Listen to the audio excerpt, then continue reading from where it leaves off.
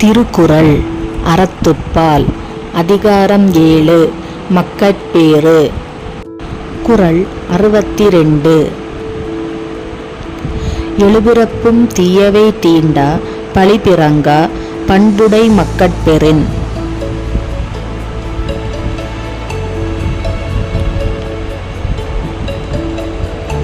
விளக்கம்: பழி இல்லாத நல்ல பண்பு உடைய மக்களை பெற்றால் ஒருவனுக்கு 7 பிறவியிலும் தீவினை பயனாகிய துன்பங்கள் சென்று சேரா.